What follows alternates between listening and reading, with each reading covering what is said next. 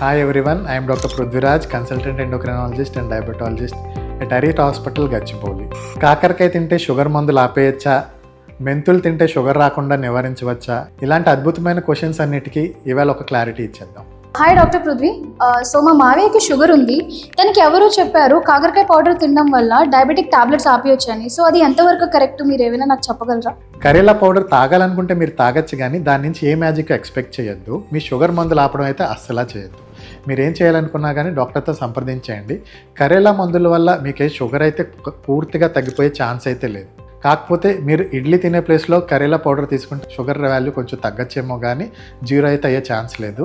మీరు మందులు ఆపాల్సిన అవసరం లేదు. హలో డాక్టర్, ఫుల్ మీల్స్ చేయడం కంటే మార్నింగ్ బ్రేక్ఫాస్ట్ స్కిప్ చేయడం వల్ల ఏమన్నా బ్లడ్ షుగర్స్ పెరుగుతాయా?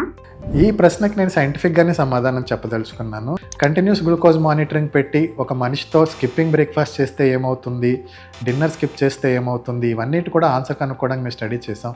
మా స్టడీలో తేలింది ఏంటి అంటే, ఒక డయాబెటిక్ మనిషి బ్రేక్ఫాస్ట్ స్కిప్ చేస్తే త్రూ అవుట్ ది డే వాళ్ళ షుగర్స్ చాలా ఎక్కువగా వస్తున్నాయి.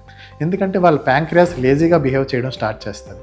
వాళ్ళ ప్యాంక్రియాస్ ప్రొడ్యూస్ చేయాల్సినంత ఇన్సులిన్ అది ప్రొడ్యూస్ చేయట్లేదు. వాళ్ళు బ్రేక్ఫాస్ట్ స్కిప్ చేసిన, డైరెక్ట్ లంచ్ తీసుకున్న, డిన్నర్ తీసుకున్న. అలా కాకుండా వాళ్ళు బ్రేక్ఫాస్ట్ హై ప్రోటీన్ బ్రేక్ఫాస్ట్ తీసుకుంటే కనుక త్రూ అవుట్ ది డే వాళ్ళ ఇన్సులిన్ ఉత్పత్తి అయ్యేది చాలా ఎక్కువగా ఉంటుంది. వాళ్ళ షుగర్ వాల్యూ చాలా నార్మల్గా ఉండే ఛాన్స్ ఎక్కువగా ఉంటుంది. So diabetic patients, don't skip your breakfast. If possible, do skipping.